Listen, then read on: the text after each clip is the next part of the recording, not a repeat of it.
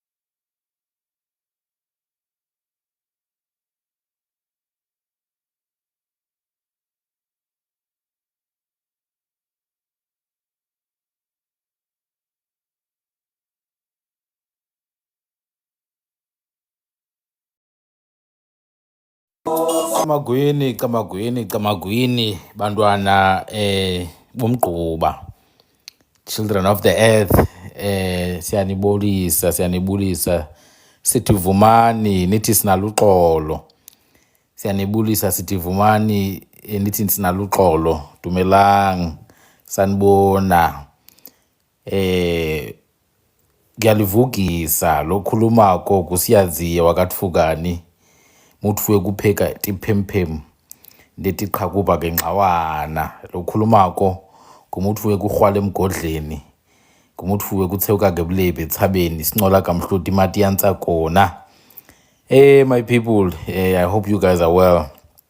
Please share the link, share the live, like, and yeah, you know how the the whole thing goes. Hey, my people, it's been a busy day. Yesterday we were talking about a lot of subjects, but quite deep subjects about our indigenous knowledge. And I thought, as we had communicated izolo, that let us continue where we left off. We're still talking about relation to time within our indigenous society, relation to time. And I thought maybe I should just start there for today. The indigenous house is built in this following manner. The indigenous house is built on mountain slopes. The indigenous house is built next to a river. The indigenous house is built in areas that are safe from flooding. The indigenous house is built facing the sun. That is just a fact. It's a historical fact. How we built houses was so that they could face the sun. So all our houses look east. Greetings, everyone. So the way we built houses was so that they look east, where the sun rises in our language. Dumelang. Now, we built these houses next to rivers because that's where we get the water, and they facing the east, right? But they're not just facing the east, they are also facing what we call the kraal, or the cattle fold, the booth. Now, the cattle fold symbolizes somewhat of a holy of holies in our culture. It's not just a place to keep cattle or goats or whatever livestock, but it is a holy place. It is a sacred place. Not just anyone can enter the cattle fold. It is where the secrets of the indigenous nucleus family are buried. It is where the source of continuity and sustenance is locked. The future of the indigenous family is in the kraal. The bull is in the kraal. The furrows where or the ditches and trenches that we dig for storage are in the kraal. All the livestock of the family, which represent property, which represent continuity, which represent healing, are all in the kraal. So the kraal is not just a fenced storage unit, it is an altar. Because it is also the place of the highest form of offering and sacrifice. So that is the kraal. The kraal now is important when we talk about time, because yesterday I was talking about circles, holes, and apertures, and them being points as portals. Think about it this way. If you want to offer some kind of healing to a person, you vaccinate them. And I'm not even talking about vaccines from the clinics. Vaccination is something we've been doing long ago, where we cut little quick incisions and we put medicines, whether it's powders or whatever, into those incisions. That's an inoculation. It's a kind of vaccination. Need to create a hole to penetrate the membrane, that blocks entry. So holes don't just go in only the metaphysical sense. Even in the physical sense, we need holes to penetrate things. Your whole body is full of holes, of points that act as portals, that convey messages to and fro, that allow the flow of electricity to and fro. So the kraal is the holiest place in the indigenous family. It is literally the center of the household. It is the place of healing of the family. However, the kraal does not only mean that it keeps the family well-fed, keeps the family wealthy, keeps the family healthy, but also the kraal operates as some kind of sundial. The kraal is the first form of calendar. It is the first form of calendar and time watch we had. Because the kraal is the first reference to Elangeni. When we talk about Elangeni, a lot of things come to mind. People talk about Elangeni in reference to the so-called Adam's calendar, Inzalo Yelang. People talk about Elangeni in reference to places, civilizations that are built in the eastern coast of South Africa. But the first point of Elangeni is at the entrance of the kraal, where we put a forked branch. We call it iskhathi. We put a forked branch. We call it iskhathi at the very entrance of the kraal. Back in the day, you could actually, because your house is facing the kraal, and your house is also facing what? The sun. So you could actually see as the sun rises through the kraal. Now the iskhathi acts as some kind of sundial, because you see the sun in a specific manner from the iskhathi, the forked branch, which is at the center as you go through the entrance. It's at the circumference of the kraal. So as you wake up, you get out of the main house, you face the kraal, and at the entrance of the kraal, you are met with a pillar that has a fork or a branch two ways. Some people call it iskhathi, some people call it iskhayi. This forked branch, it's like a V. At some point in the year, let me put it this way, you could use that to track the movements of the sun. You could use that to track the movements of the sun. Purely with your kraal, nothing else. That's why some people back in the day used to refer to that part as Elangeni, the place of the sun, within the family kraal. So then the tracking of time begins within the very household. The tracking of time in our indigenous culture begins in the household with observing the shape, with observing the position, with observing the pattern of the sun. Now, the nice thing about the sun is that if you stand in one place every day and you keep on noticing where the sun is, there's going to be a specific shape that's going to come out of that. We call that shape the analemma. It is a representation of the sun's pattern. This is the analemma. So we use the kraal, or at the very least, a part of the kraal, as a sundial since ancient times. Elangeni, as a part of the kraal, was used as a sundial, the earliest form of a watch. The earliest form of a watch, and by observing where the sun is positioned at the very same time of the day, about the gate of the kraal, you could determine the season, the time of the year it is. So our understanding of time begins with these two classical planets, because the sun and the moon in ancient times, people saw them as classical planets. So it begins with observing the moon and the sun. We do observe the stars as well, and I'm going to go through all of them. But our understanding of time is not detached from celestial bodies. So it begins with the kraal. Remember, I did say, the houses that we built always faced the east. Always faced the east.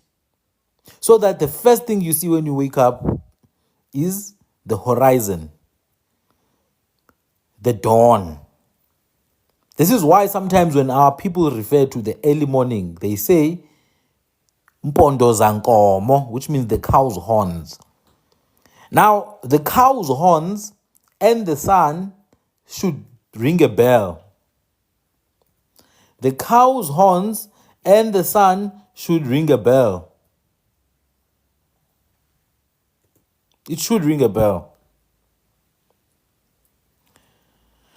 So, someone is asking if the kraal was some kind of a clock. Yes, it was some kind of a clock. It was some kind of a clock. In fact, I came across this information years ago.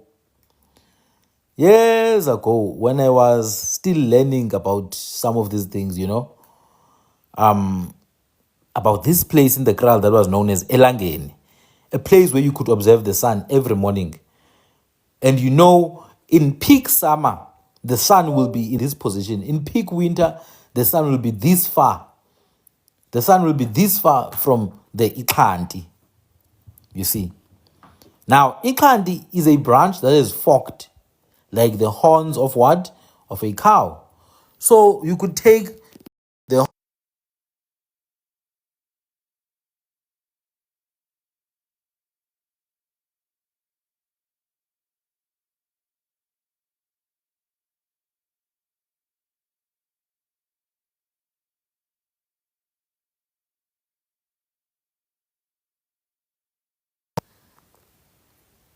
relative to us, it seemed to be quite moving.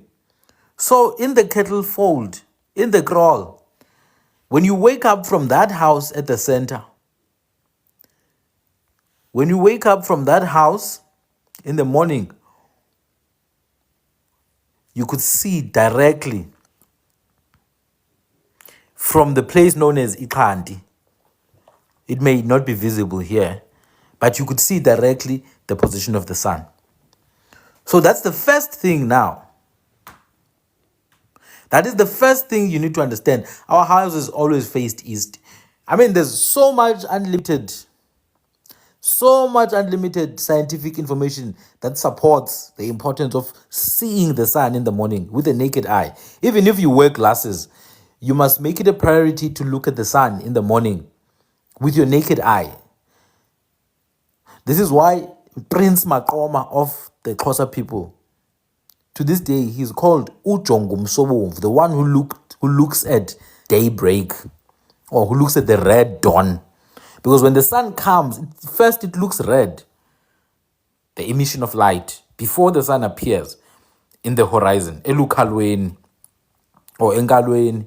It looks red. So Umsobomvu Maqoma, the Xhosa prince, he was named as the one who looks at the dawn or the daybreak. So that's the first thing you see. And you perceive now the movement of the sun and the position of the sun using the crawl. 1. 2, using the very entrance of the indigenous house. Now you could use that entrance. In winter, the sun enters the house from this hour. It only enters the house from this hour to that hour. In summer, the sun enters the house, the sunbeam enters the house much earlier. This is why we call some part of Isbaya or the kraal Elangeni. Kuselangeni. The elders would say, I woke up early. Bekumpondo zankomo, when I could perceive the horns of the cow because of the sun's dim light.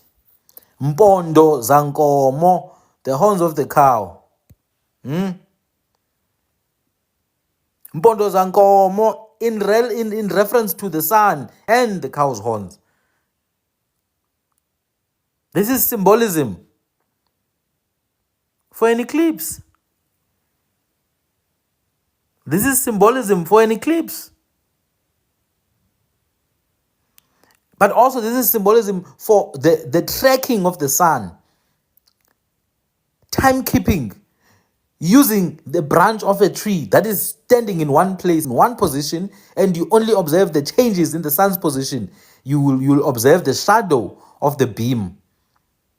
You will observe the shadow of the beam. If you could take one thing that's standing in one place, like a pillar, you draw the shadow each day. You draw the shadow each day. You draw the shadow. You will realize that as the seasons change, the shadow changes. In one specific hour,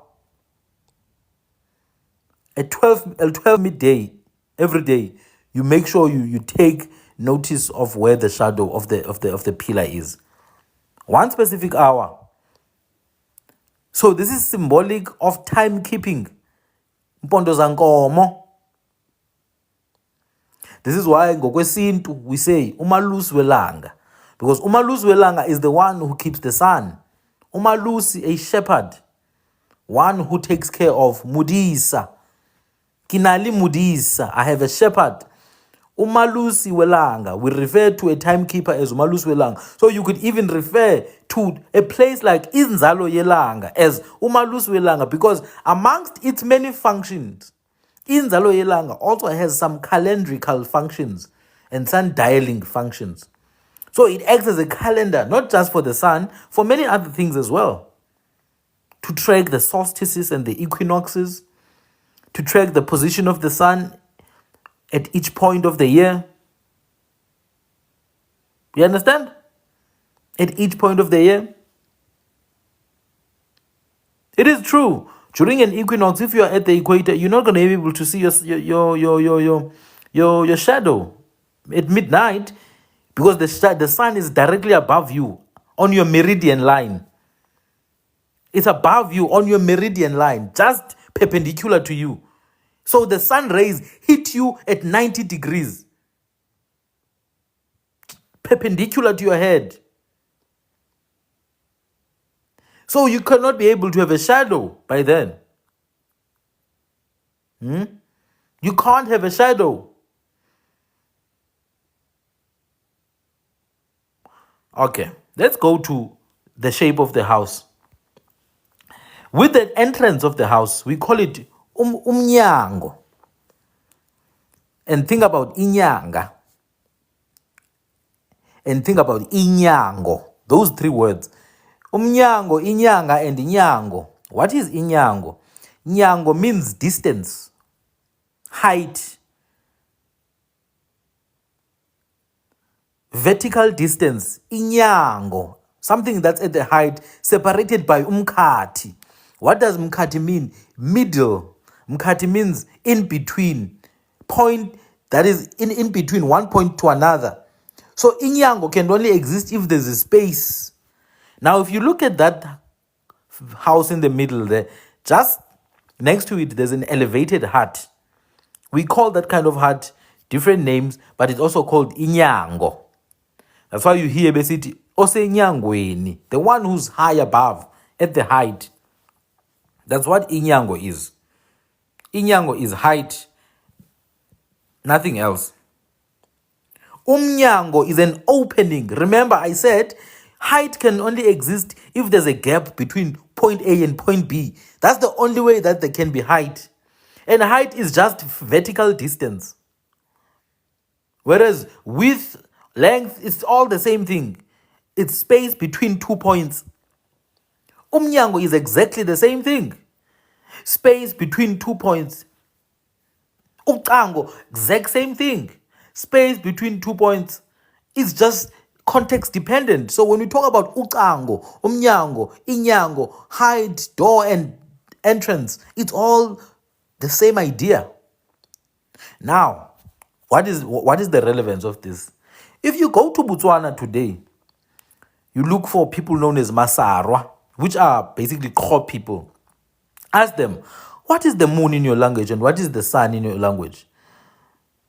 Ask them quickly. What is the moon in your language and what is the sun? They will give you words like kang and kang. Kang and kang. What is the relevance of those words that I'm mentioning? We are talking about timekeeping here. And one of the earliest forms of keeping time is to look at the shadow that is cast or a beam of light. A beam of light that is projected through a hole or some kind of opening. So the opening of the hut that you see allows us to be able to track at what point in the day does the sun, at one point in the day, as the sun beams penetrate the house, we're able to perceive the position of the sun. And perception is very important when you talk about the sun. The Masarwa are Kro, they are Kro and Naro and Haikom, different groups. The ones I'm talking about are Kro people. They are Kro people. Krote, they speak Krokan. They say Gang in reference to the sun. Gang in reference to the sun and moon. And guess what? The Nguni say Inyanga. Gang, Nyanga. Khan or Khan Kai. Khan Mwa Kai. Kai means time. Kai. Kaesha. So now, obviously, there's different types of moons and suns and all that. But the key thing is that the name of the moon is Khan or Gang, which is rendered as Nyanga or Nyang. And then you have Ngwedi or Khwedi or Kwengti. But there's also different types of moons with that as well. There's full moon, there's a crescent, there's new moon. We'll talk about those things. But anyway, so ucango, that's what I'm trying to relate here. Kang for ucango, kang for the moon. When you say ka, you are actually in reference to time. Ka, that is when. What is when? Is the time. The time that something takes place. So when you say ka ndisiza, when I come, or the time I come, ka is actually the moon. The word for time and moon is the exact same thing. 1. The word for time and space is the exact same thing. 2. The word for time and noticing is the exact same thing. 3. Ka, time. Khathi, time. Nako, time. Ka, when. the moon. Mkhathi, space. Nako, noticing, attention. Did you realize I said the moon is related to perception, even in ancient myths? Maybe I need to explain a bit further so that it makes sense. Maybe I need to explain a bit further so that it makes sense. In ancient Kemet, there's a deity there called Sa. I don't know why I don't have the picture now. There's a deity called Sa. This is Sa. Sa literally means perception. Nako. Ukunaka is to notice something, to perceive something. It's related to nahana, to apply your mental faculty. So time has to do with noticing. That is to say, with tracking. That's why if you are panicking, you feel like time is not moving because it's perception. This is Sia, the deity of perception. Sometimes it's called Sa, to notice, to apply your mind. Ukusa. That's why AmaZulu say, ukhuluma into engasile. Engasile, which means nonsensical. Esile, which means sensible. The deity of sensibility, of noticing, of perception. This deity is always depicted as traveling next to who? Next to Ra and next to Heku or Heka. What is Heka? Heka is the deity of magic, the deity of expertise. Heka or Gecha, which we call Ubuqi, so-called witchcraft by the Abamhlophe. So this is Sa, the one of perception, or the one of Unaka, Umnakano, the deity of perception and thought. Next to the deity of perception and thought, you have the deity of expertise. And then in the middle, you have the sun deity, Ra. And they travel together in this bark. I just don't have the picture now. They travel in this ship-like thing. Here's the picture. They travel together in this ship-like thing, a bark. It's called a bark. And as they travel through the bark, there's this coiled snake around them. There's this coiled snake around them. What do you think this coiled snake is? I already showed you what this coiled snake is. It's not a snake. It's a time loop. It is a time loop, the repetition of pattern. Look at that. It's a coiled snake. Literally, the analemma is a coiled snake because it's a time loop. It keeps on repeating over and over and over and over again. Let me go back again. The sun, Ang, Ra.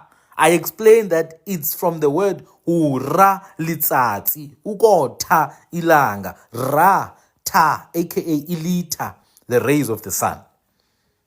Ancient cultures understood the sun as rising, Tsuwa, or Duwa, aka Duba. Duba, Liduba, Izuba, aka Ozubazane. So they perceived it as rising, Duwa, Duba, Liduba, Ilanga. As it rises, the ancients said it traveled through the star, through the sky in a ship. But if you look at the shape of the ship, it's the exact same thing I had explained about Impondo Zankomo. Because we track it using some kind of a sundial. The sundial, it is at some point when the sun is in a specific position, then you know it's the equinox. When the sun is in a specific position, using that same sundial, you know it's a solstice, you know it's a equinox, you know it's a solstice. And these 4 points are key to harnessing certain celestial energies. They are very key. So this travel through the sky happens for about half a day, 12 hours. It traveled through the sky in a ship, but the ship is given a name. The ship is given a name that literally, by the way, means the great sun. Madwati. Madwati or Mutwati. Mu is literally just a personification suffix, the one we use to say Mutu, Muloyi, Mu this, Mu that. That's it. You can go and check it. Mu is just a personification suffix. Dua is exactly what I told you, to rise as the sun. Ti is a feminine suffix, like khadi or kati or kazi. Mudwati, the great rising one. That is to say, the sun that is shining above us. That is the daylight travel of the sun. But remember, there's nighttime now where the sun is not visible to us. The ancients understood that as being a travel called meseket. Meseket. Meseket is the same word. Me or mu is a personification noun. Muloyi, mutu, umuntu, mu. Seket from the word busuku. And T still a feminizing. It's a feminine word. Not necessarily the sun being feminine itself, but the word. But also it's a superlative. So it's to refer to the great one. Musukwati or busukukazi, the great night. The great night. So you see the travel of the sun, 12 hours or 12 points, not even hours, 12 divisions when it's above, 12 divisions when it's below the great day and the great night. So Duba or Lituba or the Tsuharing one, the one that is arising, it simply means the rising sun. In fact, in isiXhosa, when you respect the sun, when you are avoiding using the word ilanga, you use the word impakama. Pakama means tuwa. Tuwa or tuha. Duba. Liduba. The sun. You understand? The sun. So, if you look at some of these depictions, you will be confused because you think, oh no, the snake, it's the devil. It's the devil. Oh, this is the god of what. No, that snake is to show you that the sun is always stuck around the loop. Because if you look at the sun in the center, it's surrounded by the snake. It has a snake around it. And the sun and the snake are both in what? Inside a bark, a ship that they travel with. And then they are surrounded by two entities, Sa, perception, Heku, expertise. Which means you're not going to see this pattern unless you apply your mental faculties and you analyze the patterns of the sun. Then you will see it, that the sun is stuck in a loop. Time is stuck in a loop. It's a loop of back and forth, up and down, back and forth, up and down, which is literally demonstrated in this analemma. So these are not new things that ancients did not understand. These are not new things that ancients did not understand.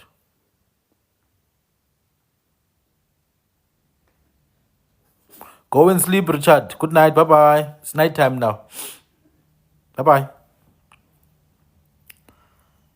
So, when we talk about time, we need to understand these fundamentals before we can go any further. Now, look at the clock. Look at the typical shape of the clock. What do you notice? What do you notice about the typical shape of the clock? Is it not just a replication of this now? Tell me I'm lying. Isn't the clock just a replication of this Ouroboros? Tell me I'm lying. It's just a loop. That's what a clock is. It's a loop. It's a repetition of the exact same thing. We did not use clocks. We did not use clocks. We used our very lifestyle to represent time. You go to Inzalo Yelanga in Mpumalanga. You go to Stonehenge. You go all these ancient ruins. you find the exact same theme. These are sundials. These are sundials. These are timekeeping mechanisms, amongst other things. It's amazing to me that, people like Tellinger are going to go to Mpumalanga, claim that they discovered alien civilizations in South Africa, although they can clearly see striking resemblance to indigenous South African architecture with what they call Adam's calendar. They can clearly see this is literally the exact same thing that these people are building everywhere else, except that they use stones here. And then they're still going to deny. They will say, no, it's aliens who built in Zalo Yelanga. Oh, no, it's Arabs. Oh, no, it's Indians. You see now, they see all those things failed.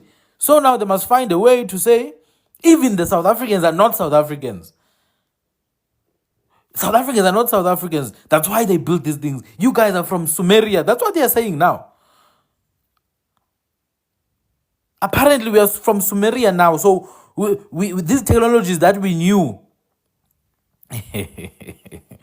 Oh my goodness, these people, man. They will do anything except admit the truth. You cannot tell me that you can't see in Zalwelanga is the exact same structure as this thing.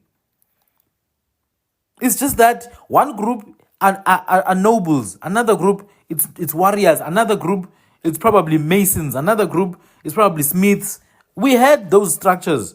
Nobles, we know they live on what is called indlondlo, elevated houses on top of mountains. Like you see, most of these stone ruins are in elevated landscapes. Indlondlo, those were nobles.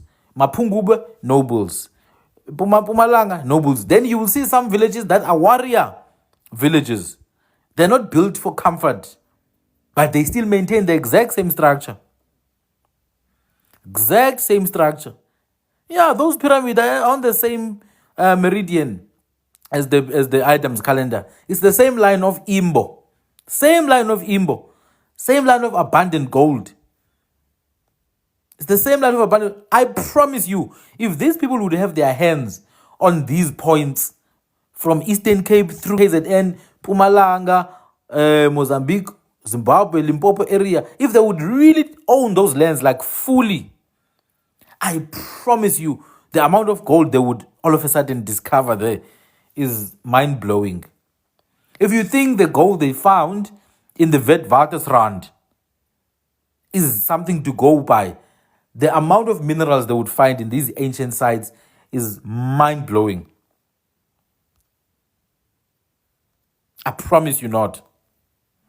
I kid you not, excuse me. So when we try to understand time, then we need to first understand these fundamentals, because without understanding, we don't understand. We're not going to understand what our people understood about time. So let's go back now to iskhathi and ixesha and linako and all the related terms. I'm going to start with ixesha. Ixesha is a word that literally means the moon. Ixesha is a word that literally means the moon. The moon, that's what it means. Xesha means moon. I know people use it to mean time. Xesha is just a variant of xa. That's the real word here. Ilixa. Ilixa means a time, a season. But what it really means, it means a gap. That's what time is. The essence of time is gap between 2 points. There's no time if there's no distance between 2 points. There is no time if there is no distance between 2 points. That's why the entities or being omnipresent means you exist outside of time. If you are able to access any point instantaneously, you exist outside of time. So time means there has to be some kind of delay between point A and point B. That's it. That's literally what the essence of time is.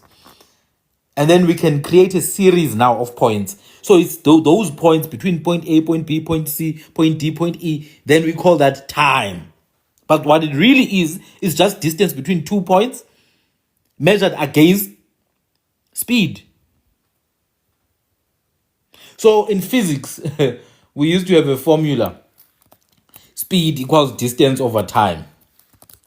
What that meant is that the higher your speed, the lower your time. The longer the time, the slower the speed, or the longer the distance. It's an indirect proportional relationship.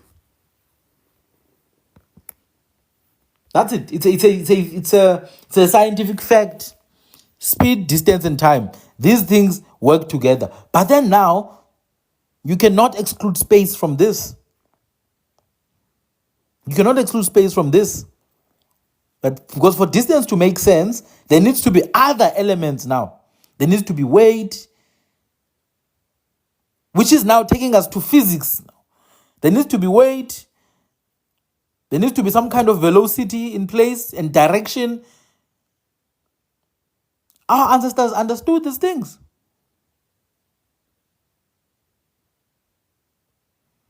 Our ancestors understood these things. So time, the names, the words we use are words that have to do with one. I hear you, only Vic, I hear you. Okay, I will do that. One, time is gap, space, portal. Remember yesterday I was talking about portals. So the word iliqa or ixesha literally means a gap, a space in between, a portal, a distance. So when the moon moves from being a new moon and it changes its cycles, it goes back to being a new moon 28 days later, 7 times 4. That period of time is called iliqa. That is to say, a gap between new moon and new moon. But for you to be able to understand time, you need to be able to understand measurement. In order to be able to understand time, you need to be able to understand measurement. This is where now we have nako. Nako means noticing. To notice is to measure. To notice is to note down. Linako. Even applying your mind, we say ukunakana, hunahana. Hunahana. So this is why now if you go to these symbolisms in ancient Kemet, you look at Ra. You look next to Ra when Ra travels in the underworld now at night. You look next to Ra, you see Sa. You look on the other side of Ra, you see Heka, because Sa is there to represent Nako, perception. That's literally what they call Sa. Literally. So time observation, you actually need to feel time even. You feel time even. And it's based on your perception. People, they've said it. You see, when you're experiencing something really bad, try experiencing something really bad and tell me how you feel. Do you feel like time is moving or it's not moving? You'll feel like it's not moving. You understand? Because that's your perception. That's why when they did these depictions on the wall, this man right here, Ra, was always depicted as next to who? Next to Sa. Perception. Something insensible. Esile, which means Sa or Sia. That means it's sensible. You've used your perception. You've used your perception. Nut, the deity or the entity called Nut represents the sky in the night. In fact, it's Nyt, literally unyeti. Unyeti in reference to the stars of the sky in the night. Unyeti or unyezi. I remember when I was growing up, when you wake up early, they would say, "Sizovuka ngonyezi," or nyeti or newt. We shall wake up in the time of newt. What does that mean? The time of the appearance of the stars. Nyezi is a shortened form of inkanya ezimu. Inkanyezimu. The ones that shine above. Nkanyezimu, nkanyezi. Unyezi, the moon and the stars.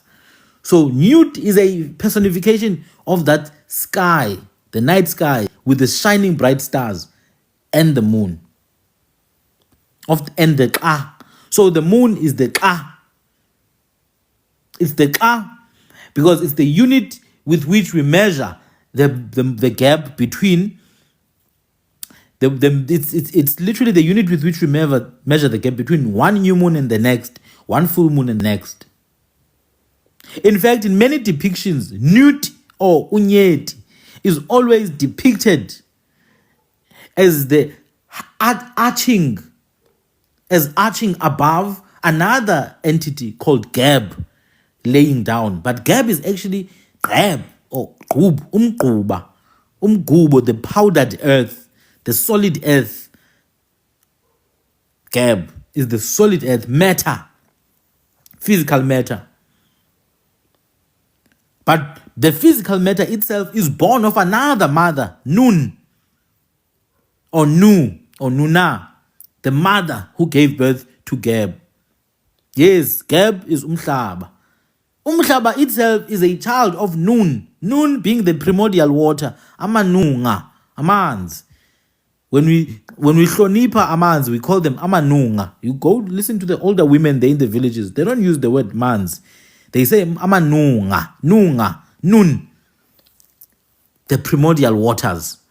Those primordial waters themselves, being an ancient existence, cannot be separated from Isfet and Ma'at. Isfet is isifokazi, isfokati, isifo, death, chaos. Ma'at, the ancient order and justice. So you have order and chaos and the primordial waters. Why are the waters related to chaos? If you know anything about currents and winds in the ocean, you would understand why chaos always features in ancient waters. And you wonder why we call the waters Umzi Omkulu, the great house. We literally call the waters. We call the waters the palace. Why do you think so? Why do we not call the earth the palace? We call the earth the mother, but the waters we refer as Emzinomkulu. Even the rivers, we call them Emzinomkulu. This is the great house. Because that is the source out of which even solid earth comes about. Remember now, in the Ice Age, 15,000 years ago, there was even more earth around because the waters retreated. The oceans went away. And many were frozen. Many water sources were frozen. So there was way more land available 15,000 years ago. Even here in Southern Africa. There's people who lived in places that are underwater today. And the primordial waters decided to cover that land again, taking it away from us. Someday, the primordial waters will give the land back. That is to give birth again. So when we say now, Nun is the primordial mother. And then you have Geb, the ancient physical land. And then you have Nut or Niet, the night sky. They are all connected to one another. They cannot be separated. But in between Geb and Newt, Geb meaning umhlaba, umquba, Newt meaning unyezi, the night sky. In between those two, you have Shu or Shua. Shua is the air that rises. Shua is the air that rises. Shua is literally the moisture in reference to warm air condensing through condensation and evaporation and moisturizing the earth. Shu, aka shushu. Shu, aka shua, to rise. Hutsua. Hey. So this is the ecosystem of the earth and beyond. It is the ecosystem of the earth and beyond. So the tracking of time then means perceiving and understanding all other elements. That's why in ancient Kemet, they would say Sa is always next to Ra and Heku. That is to say, Linako, Litsatsi, Sa and Ra. Linako, Litsatsi are connected. Ilika, Nelanga are connected. So when then people say Ixesha, they are using a feminine version of Kei, which means time, but it ultimately means moon, because the moon has moon cycles, and those cycles are 28, and we track the moon for 12, 13 months in a year. 13 months in a year, it gives us those divisions. It's actually 12, but we have to add an extra one to balance out in between the new moons. So we add an extra 13th month to balance out. All cultures that have a lunar solar calendar, they do the same. A lunisolar calendar where they observe the sun and the moon, it's the exact same thing. Observing means perceiving. Perceiving means hunaka. Hunaka gives us linako. Ash.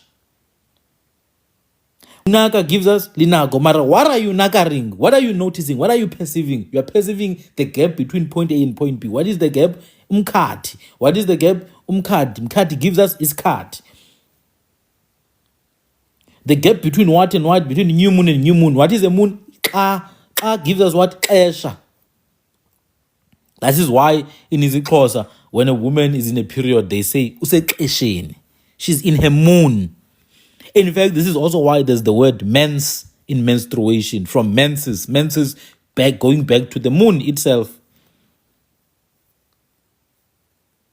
They are all connected. All these things, they are all connected. So when you see these snakes, you need to understand it's about the loop. It's about the loop of the sun moving about in a loop called the analemma. We come from the water, my brother. Literally, human beings come from the water. It's actually inside a woman's womb. That's where the water is. The real matrix, not Congo. The water is inside the womb. That's why they say the water has broken.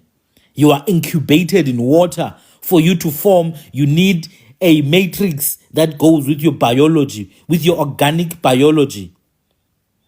You are literally incubated in an aquatic environment inside the womb of a woman. The ancient waters. Do you understand that it's a portal, but the portal needs to contain you in a matrix that coincides with your bodily composition? My videos are available on YouTube, guys. Remember, Sandile Tukani, that's my YouTube channel. I always upload all my videos there. They are all there. They are all there. Let me just share like a screenshot of my channel. Okay, I can't see it now. But yeah, it's Sandile Tukani. That's my full name. So my channel is named with my full name, Sandile Tukani. That's how you'll find me. And yeah, I'm there on YouTube. There you go. So if you're looking for my videos, please go to this channel, subscribe. There's about 119 videos. There's more coming under Sandile Tukani University, which has been recently launched. Sandile Tukani University. You see, this is a t-shirt of Sandile Tukani University that I printed recently. I think there's 2 of them, if I'm not mistaken. Yeah, that's Sandile Tukani University. Tukani. Hey. Yeah, actually the surname is Tukani. It's like Dingani. So Dingani is to say umdo dingayo or dingisweyo. So Tukani is someone who's shocked or someone who inspires shock and astonishment. So when you say Tukani, umdo wothusayo. Yabon, someone who does wonders, Baba. The miracle maker. But that's my ancestor's name, it's not mine. I just took it, nje, just to be relevant. It's my last name. So yeah, that's my channel, guys. That's my channel. Back to the tracking of the sun. So this time, our understanding of time has always been observing point A to point B. And it aligns with the understanding in physics to this day, because to have time, you need distance over speed. To have time, you need distance and speed. But to have distance, you need point A and point B. You understand? You need point A and point B. That's it. In fact, one of the sayings in my language is ungumafa evuka njengenyanga. Ukufa is to die, ukuvuka is to resurrect, to rise. So when you say someone ungumafa evuka, you're saying this person is the one who dies, The ancients were saying about the sun. The sun rises. Tuwa, duwa, liduwa, impakama in isiXhosa. And the sun sinks. To sink, ukutshona. Ukutshona is also to die.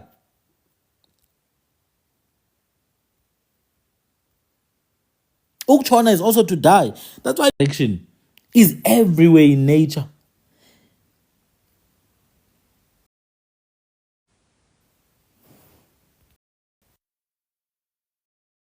And that's the whole idea with holes and openings.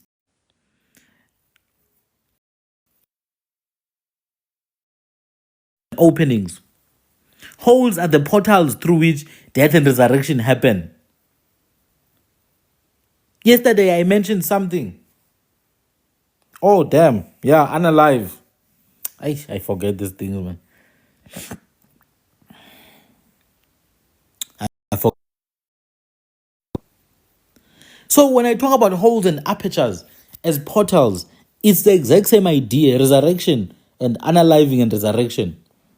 So the moon symbolizes that. It's a loop as well. The sun symbolizes that. It's a loop. And how do you represent a loop? How best do you represent a loop if not to use something that is coiling itself like a snake?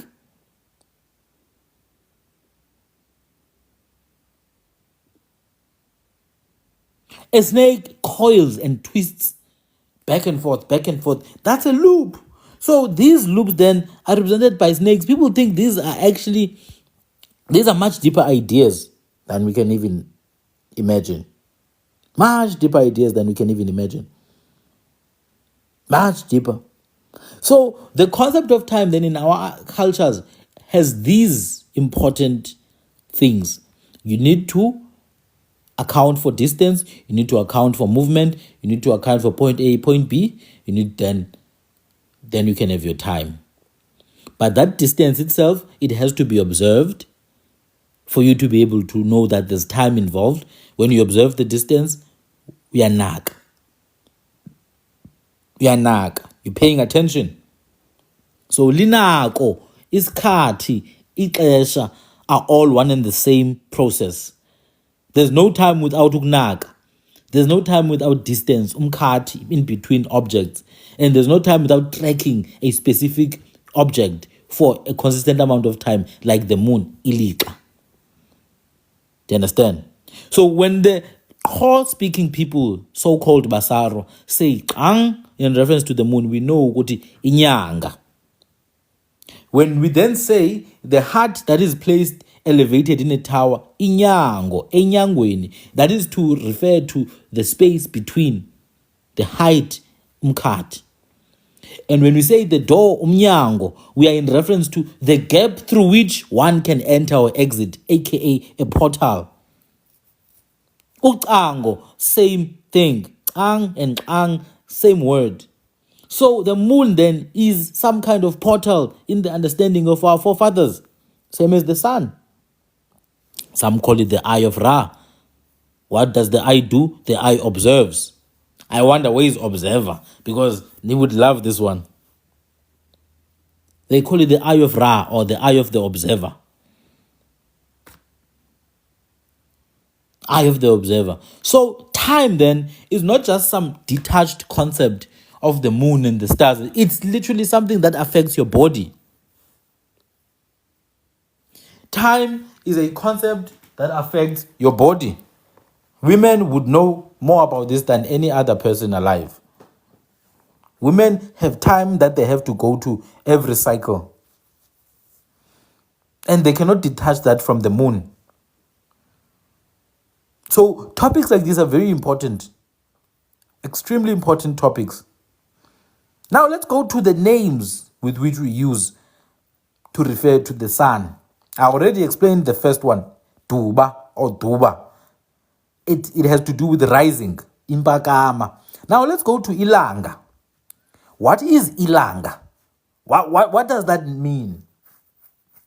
In fact, the root word, yes, it's true, full moon, because the luna is the moon itself, and therefore lunatic, full moon. I mean, they've created movies about this all the time. Vampires and werewolves going lunatic in the full moon. So, what is Ilanga? Ilanga comes from the root anga. Anga. Anga itself is a softened form of kang or kang. In this essence, is heat, rays of the sun, or heat energy. In fact, there are other words that are related to this. For example, a flame of fire is called ilangabi, ilangache. To feel passion, strong passion for something. To feel strong passion for something, you're burning inside, uyalangaza or uyalangazelela. You burn inside like the fire. Strong heat waves, we call it isanga or sango. You understand? It all comes from the word anga. So ilanga, ukulangaza, ilangabi, isanga are always there related.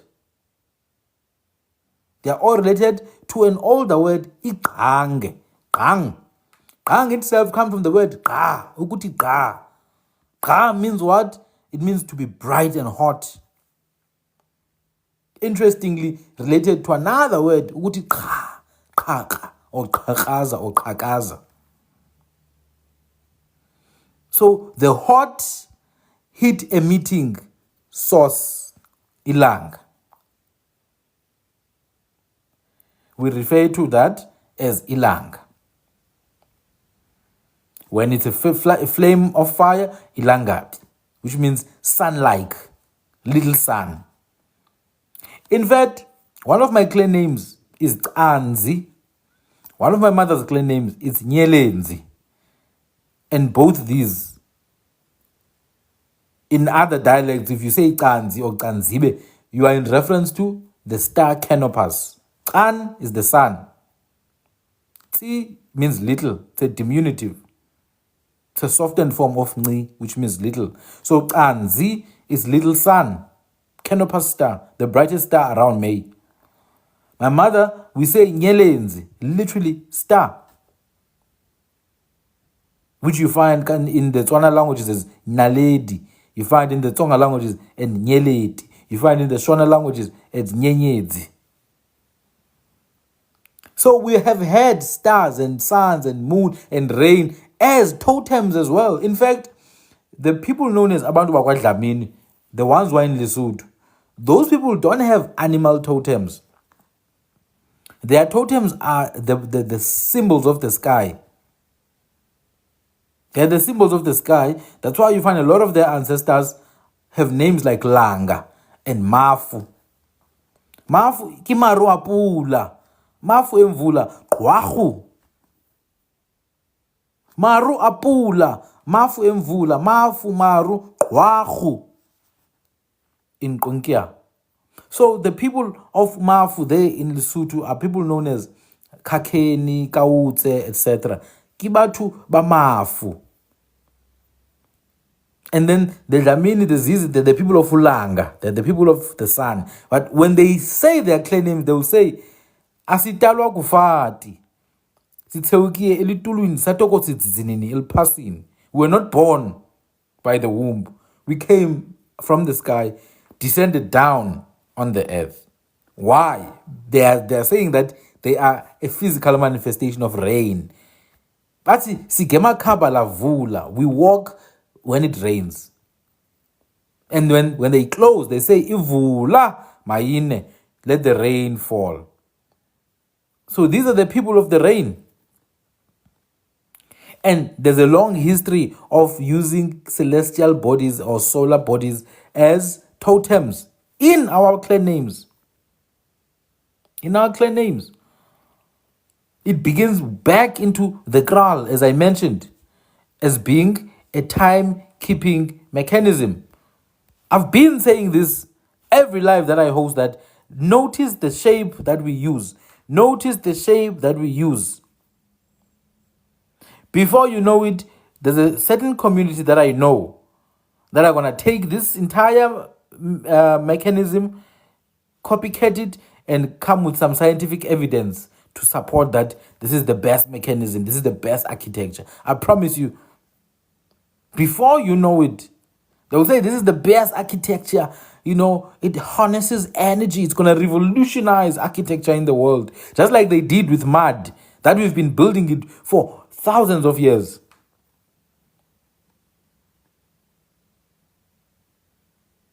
For thousands of years.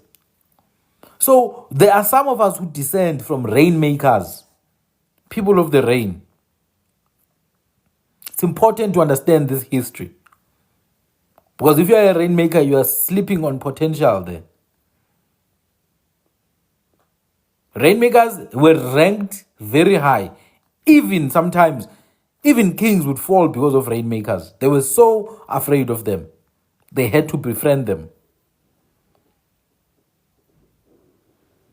You have Queen Mujaj, the rain queen. I come from people who are rainmakers myself. Vula! Maine. So celestial bodies, and it's not just the sun and the moon and this, there's also the planets as well. In fact, there's the classical planets, the 7 classical planets, you know. The 7 classical planets. That is your Saturn, that is your Jupiter, that is your Mars, that is your Venus, Mercury, and then they add the sun and the moon.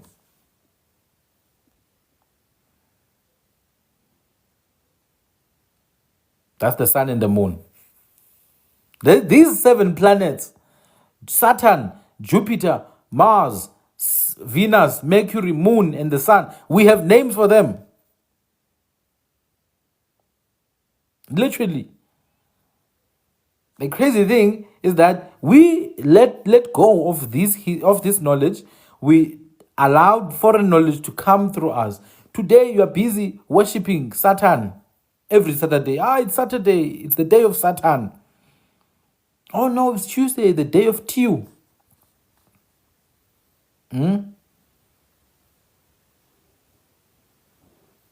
Worshipping Mars and Mercury. Even with the brands, you know. These people are naming these brands like Hermes. It's Mars, it's Mercury, it's one of their deities. All I'm saying is we should be naming these things ourselves. We have names for them. Venus. Talking about Venus. We know Ukwe is it in. We know Ukwe is. Don't tell me about your Venus. Oh no, Helios, it's Sunday, Saturday, Monday, Warden's Day. Do you understand the power? The power you must feel if all these people are busy saying the names of your deities and your beliefs every day. And then after that, they'll come with their zodiac nonsense. That is 2,000 years behind.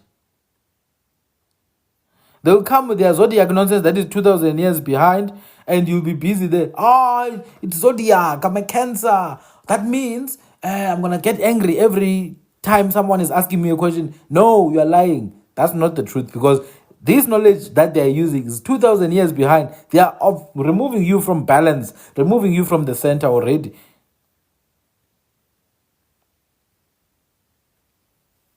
And if you come back to the center, you won't have to depend on 2,000-year-old information. Remember now, these things move, man. Ages, we move from one age to another. People are still stuck in an age that was changed 2,000 years ago.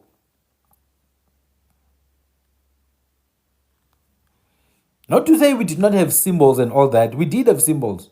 Your Orions and all that, those are Greek copycats of symbols that we already had. In fact, if you go to Great Zimbabwe, they even found a bowl that was used for divination. They call it the divination bowl.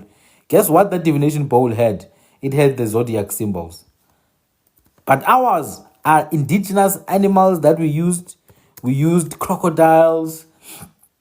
And then you had, for example, Tina, where I'm from, we call Orion's belt Makhoza. We call Orion's belt Makhoza. Makhoza is like a group of things that are in a single file, like an army that's going to attack. Umakhoza. That is Orion's belt. And then we have your Venuses, Ukwezi. Oh, but there's different names. Stelinkobe, Stelizapolo. These are the different names of Venus. It depends whether it's a morning star or an evening star. Because if it's a morning star, then we give it a different name. Still the same planet. If it's an evening star, we give it another name. Same thing as the moon. We have inyanga ezele, inyanga eliceba, inyanga eseyiselwe, etc., etc., etc. But when they want you to get stuck, oh no, it's just a moon, man. Full moon, okay? Our indigenous knowledge is 10 times even better. Even stuff you've never heard of from those zodiacs. Why do you think? I'm not gonna get too deep into it, but let me put it this way: these things that you read about in these ancient cultures,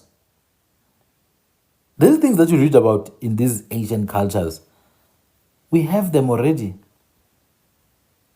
In fact, there's even a divination tray they found here in South Africa in Venda.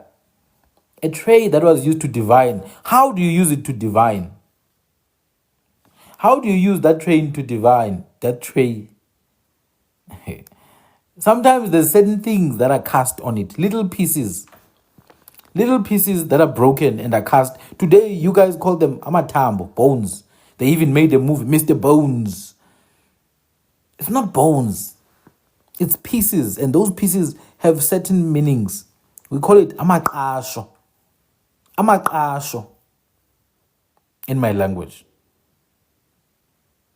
It was a normal practice. It was not only for sangomas. If we needed to decide a situation, we take out our pieces, we shake them, we move, we interpret what they mean. It's an application of statistics and probability, Baba, in real time. Okay, we're taking this decision because of this observation and that observation. And there's a lot of practices like that. Even boys used to go heading as shepherds. There's certain animals. There's one called upungu-pungu. Upungu-pungu, the one in a cocoon. They would use it to ask it, where are the goats? Upungu-pungu is going to point those boys to the right direction. They will follow that direction. They will find the goats.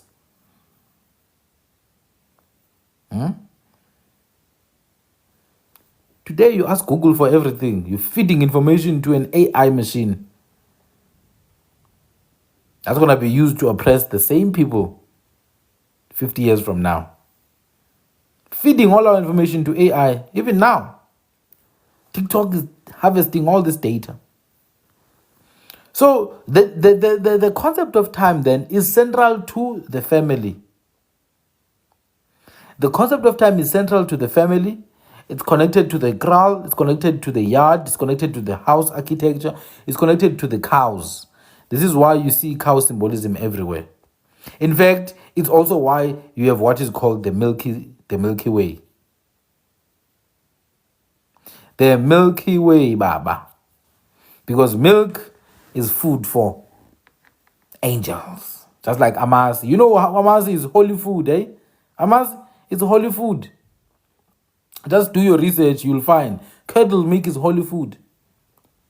So these things, it goes back home when we talk about time. It goes back home. It starts a kaya.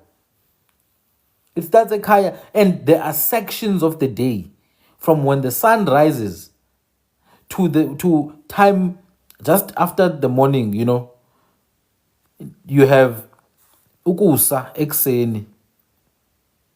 Yeah, you must eat amasi. Amasi are holy. Proper amasi. Proper stuff. So even the day was separated. You had different sections of the morning. The morning was not just one. You had different sections, just like the day itself. You had different sections. Imini encinci, imini enkulu. Intambama. Intambama most literally means when the sun starts to decline. So that is an angle now. The sun is at an angle from your meridian line. It's not above you. Emini, ukuma, above you, the sun is perpendicular to your head. Above you, ukuma, emini, bright above you. Once the sun starts to decline, or it starts to be at an angle, at an obtuse angle relative to you, now ilanga liyathabhama. Thabhama means to incline. It starts to incline. Now there are different degrees of intambama. So you have intambamana, that is between 1 and 2 p.m. That hour is the little afternoon. Yes, then you have emantsibuya. You have ukhatya, ukuhlwa, ukhatya lonoqaza. And then you have ukuhlwa, and then you have ubusuku. Now, busuku itself, it starts with degrees of ubusuku. 3 to 4 degrees of ubusuku. All the way to izanziti.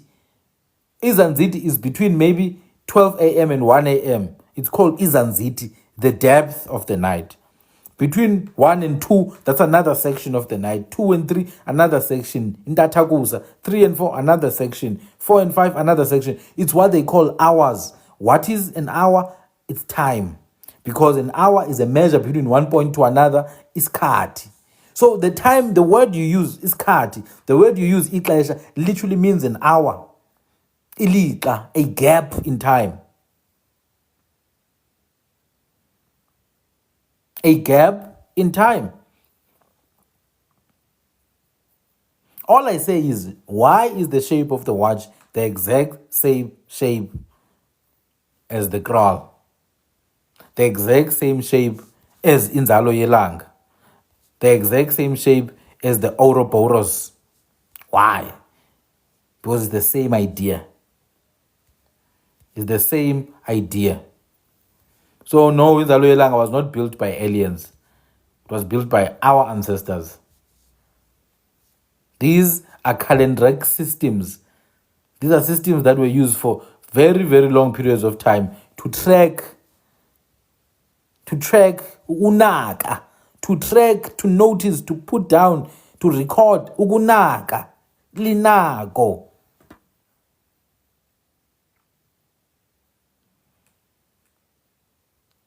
So then, do you see how everything is just linked together? Yes. As above, so below. So what our ancestors do, they replicate cosmic nature, cosmic mannerism. They replicate it on the ground. So what you see above is a map. I said it yesterday.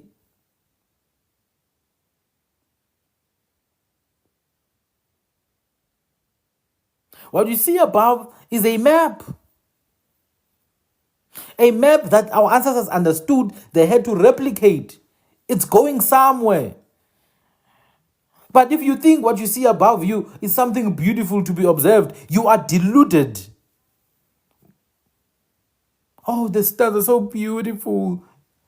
Yeah, they are beautiful, but they are not there for beauty. It's not a decoration. Oh my goodness.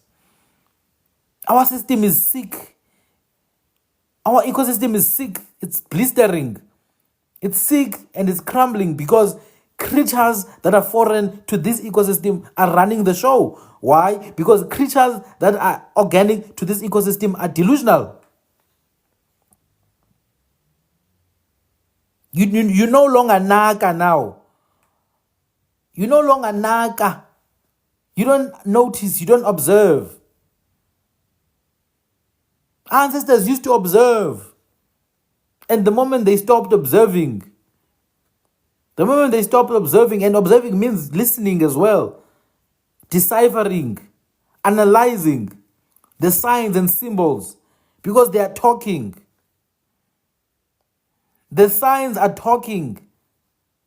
When nature talks, listen. Because you are nature. Do not copy those who are not nature. Do not copy those who are foreign to nature. Do not copy those who are anti-nature. Those who claim rivers as their own, who claim mountains as their own. When you copy those who are anti-nature, you are surely doing it at your own peril. Obviously, as I said, there are those amongst us who are anti. Some things in the sky are not natural anymore. Some things in the sky that we think are stars are not even stars. I've seen things that are moving in the sky at speeds that are unprecedented. I remember this one day, some years ago, maybe 6 years ago, I was traveling. It's probably 2 p.m. summer. Hey, I saw something like a star. But it's moving from Earth, this thing. Like it's flying from our atmosphere. It moved vertically, not diagonally, vertically at a speed I've never seen. And when you see things like that, unfortunately, you can't say you've seen them. People want to think you've lost it. This thing is moving at a speed I hadn't seen before. It went up. I was shocked. So there are things that are happening above and below. I say above and below because below as well, there's so much going on. When they're telling you focus on the Epstein files, which obviously the Epstein files, they will not release them because they are there themselves. They are busy doing other things underground. But you break free from that if you recenter yourself. They use broadcasting tactics to cast what on you broadly. Think about it. What are they casting onto you?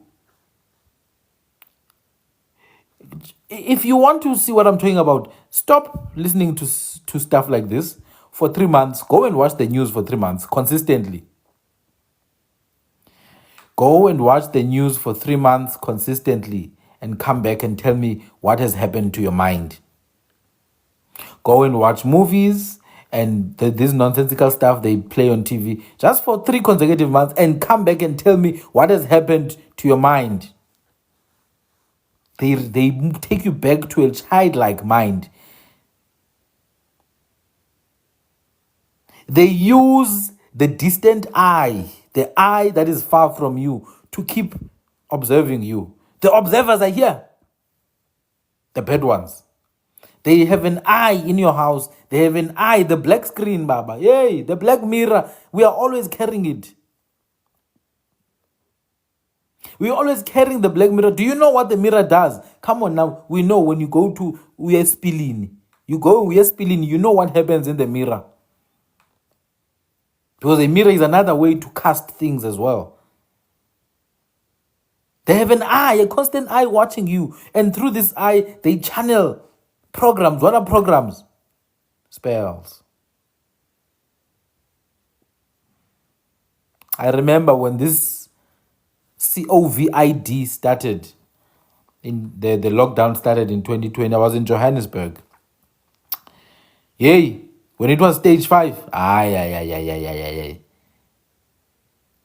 When it was stage 5,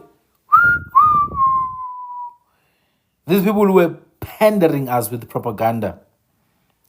Pandering us with propaganda. And if you listen to it, you would lose your bloody mind. You are scared of touching the handle of the door. You are scared of standing next to another human being. That's when I realized, no, man, something is amiss. I was against it, obviously, from the beginning. But anyway, mirrors are not evil. Mirrors are very old, by the way. But mirrors originally were not aluminium. Mirrors were natural volcanic material. So when volcanoes, when the lava of volcanoes dried, it cooled down. It became like a mirror, type of mirror, a kind of dragon glass, basically. They call it obsidian, but it's not obsidian. These people like to name things by themselves. So mirrors were originally, like, the oldest forms of mirrors were glass that formed after volcanic eruptions. So they would polish it and polish it and polish it and polish it. Or a kind of stone, granite, any type of stone that you can polish. The more you polish, then you have a mirror. It will cast your image. You understand? But there is now a specific mirror known as a black mirror. Now, that one has been used for a very long time as some kind of portal. Now, it can be used for good, it can be used for bad. We all know what these things are being used for right now, and it's not good. We know what television is used for. It's not good. For the most part, it's scripted. Scripted programming that is casted. It's cast broadly. Now they've started casting using pod, what was previously then iPod. You know what a pod is? It's something that contains another. A pod is a container.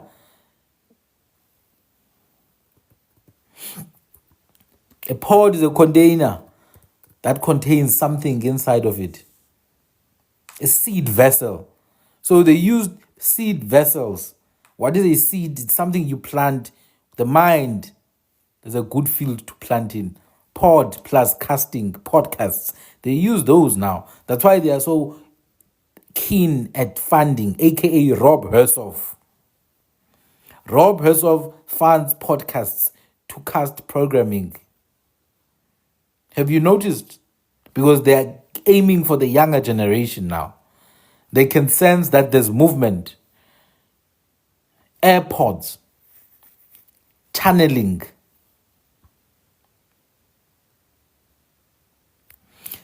Someone is asking about football. Anyway, if you watch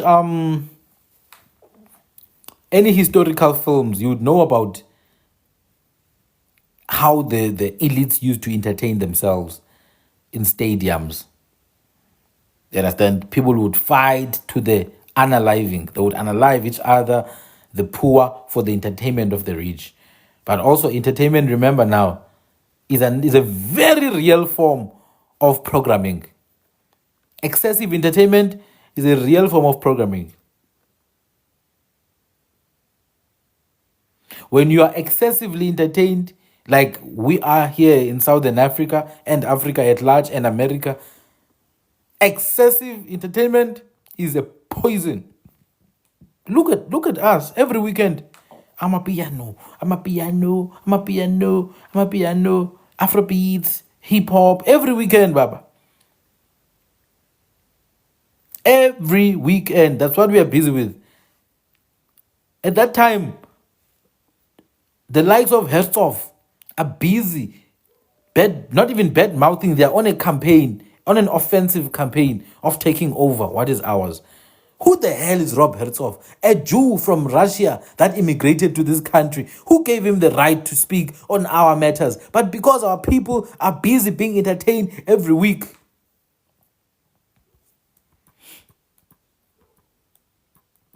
With Western alcohol. At that. You know how alcohol started to take root in our country? Western alcohol was used as a weapon during battles. They literally used Western beverages.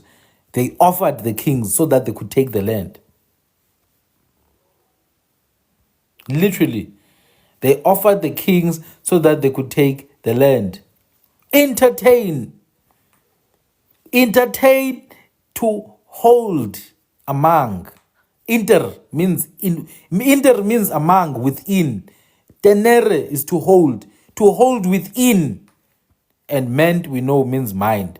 To hold within the mind. Entertainment. It's not me, it's the word. That's what it means. To continue holding the mind. To continue holding the mind. Entertainment. Go and see it for yourself. I'm not making it up. It's Latin. Inter, within, in between, inside. Tenere, hold. To bind. To tie, basically. And to continue doing it. Intertenere meant to continue binding the mind. Hey, it's like the word religion. Re, ligare. Re means again. Like repeat, replicate again and again. Ligare, to bind, to continue binding, to continue controlling. Entertainment is literally in the name. Remember, we said it spells, spelling. Spelling.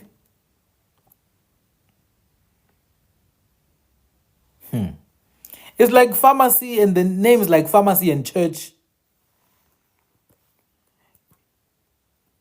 You should go and learn about a woman called Kirke. Go and learn about a woman called Kirke from Greece, ancient Greeks. She was a very powerful witch, actually. Kirke was a very powerful witch in ancient Greece.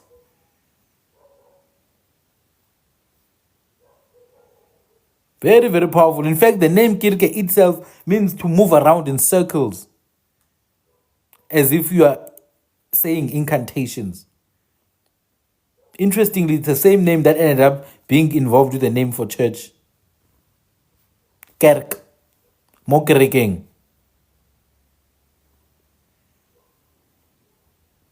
Mo kerekeng. So, how do we then get out? How do we then get out of this intere tenere meant, the continuous binding of the mind?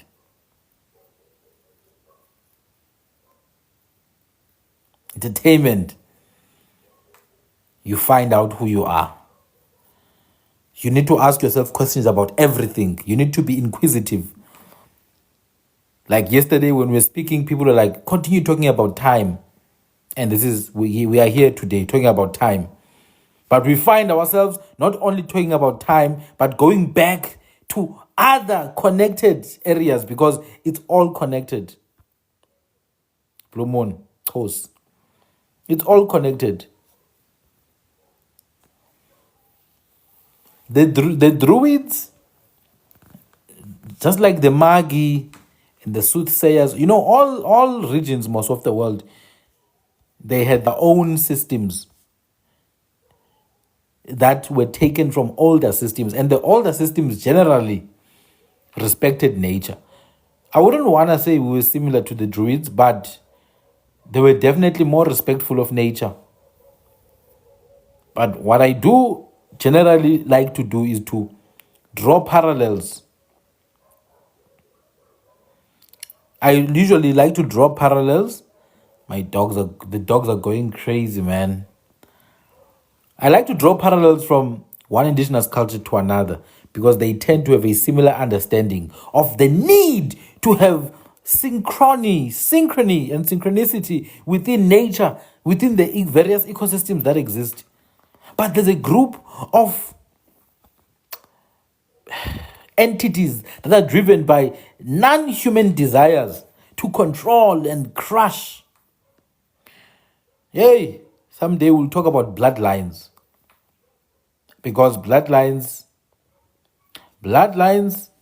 literally determine a lot of things about this world today. We have dimensions, multiple dimensions.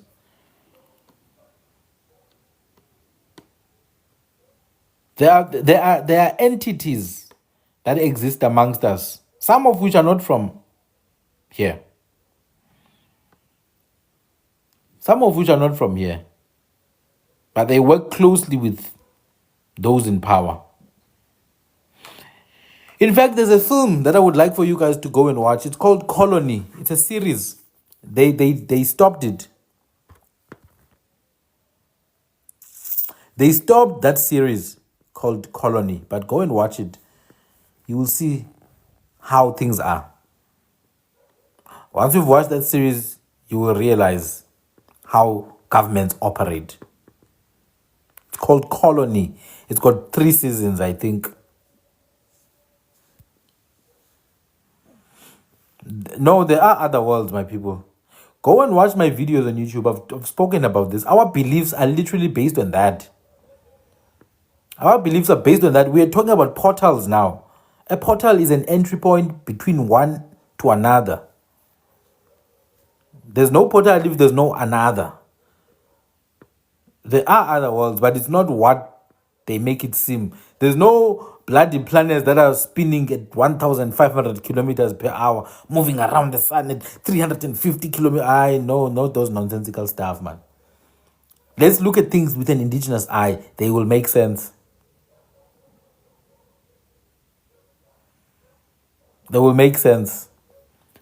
Kirke was a witch. In fact, I have some. There's a book I need you to check out if you want to learn about Kirke.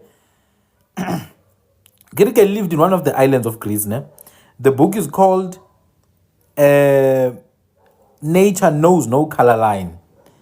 Was a powerful witch that is said to have been a melanated person, like most of the ancient Greeks, by the way. Go find the book, Nature Knows No Color Line. You will see the book is not theorizing. There's literal pottery, like Greek pottery, glasses, tables that have Kirke drawn there, and the name and the stuff that Kirke used to do. So when we say there are other worlds, don't think of some balls spinning in the sky. Now we are way above that level now. We're no longer children. As I said, we must get out of a childlike state of suggestibility. We must get out of a childlike state of suggestibility. You cannot be told by people who are new to planet Earth, they're telling you about the world, but they are literally just existed just less than 3,000 years ago. There's hidden lands even within our own planet. Lands that we have not even heard about. I promise you that. I don't have a doubt. But I will share someday. And I will talk about reptilians because they are there in our indigenous culture. We've spoken for a very long time about these things.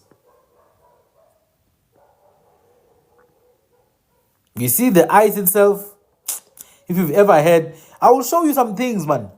Some things, because you see these organizations that exist now, your NASA, there's organizations that exist. They've got these logos and symbolisms that you don't understand. They've got these symbols and logos that you don't understand. Mara, they are similar. All these logos, they are similar. And you try to ask yourself, why are these logos? Actually, look at the logo of VW. You see the logo of VW? Those are 1, 2, 3, 4, 5, 6, 7 points of the earth, of this unfrozen earth. The logo of VW, 7 points of the unfrozen earth. But it has a down-shaped V. In the W itself, the W has a down-shaped V, which is the entrance through which some of these ancient ships come. All these big organizations, they've got knowledge that the public will never have access to. including the fake billionaires like Elon Musk and these people man who are given money by governments. Who's this other one? Jeff Bezos. You see those fake billionaires who are being published publicly that they are billionaires. They are just there to push agendas, man. They are given monies by governments, CIA, and the different other semi-private organizations to push certain agendas while distracting people from what they are really doing. They are building missiles and projectile rockets. Come on, man. Anyway, guys, it's 11:30. I'm gonna drop. I know some people wanted to come, but I can't. I need to drop now. I want to announce now that on the 8th of August, I'm going to hold a vigil, which means I'm going to be live between 10 and 3 a.m. I'm going to talk much deeper about this scary stuff. Much deeper about this scary stuff. But it's going to be good because I'm actually going to be very slow with it. And I'm going to show you what I'm talking about. You will be shocked. I'm going to prepare. It's going to be on the 8th of August, which is Friday. Asazi ke ngabantu bamapiano. Asazi abantu bamapiano. Tina will be busy here, deciphering. And I will let you guys come in and join as well.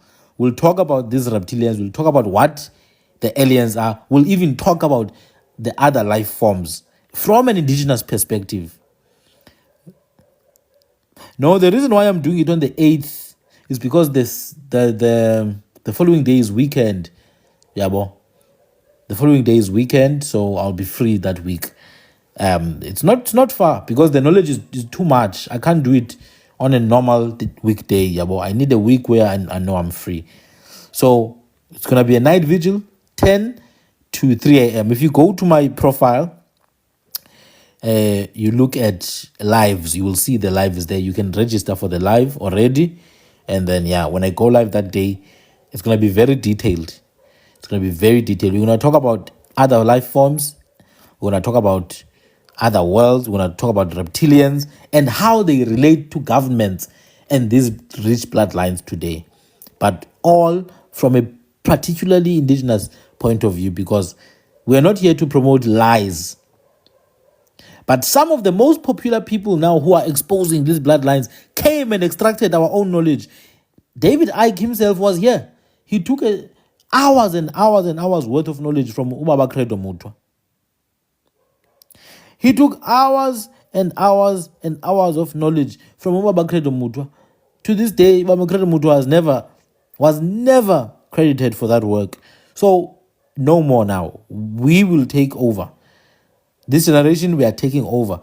There's no David Icke who's going to come and profit from our work now, from our knowledge. I will talk about Antarctica. In fact, you guys better be ready. You need to have the moon map, Google Moon and Google Earth. Please have those maps. Google Moon and Google Earth. I will show you some things that you've never seen before on the moon map. There's a map for the moon, like Google Maps. It's called Google Moon. Credo Mutwa I don't think he was a reptilian per se, because he has an entire bloodline. He's a descendant of Sanusis. One of his ancestors was working for Ushak. But he did get initiated 7 times. He did get experimented. He did eat a piece of one of these life forms, which is what afforded him long life, 99 years. And also they did a lot of things to him, but we'll talk about that some other time. I don't know if tomorrow I will be live. Maybe I will be, but I'll see you guys then. I'm signing off now. Sandile Tugan, Wamadzigan, Jambas, Khat. I'm out. Thank you.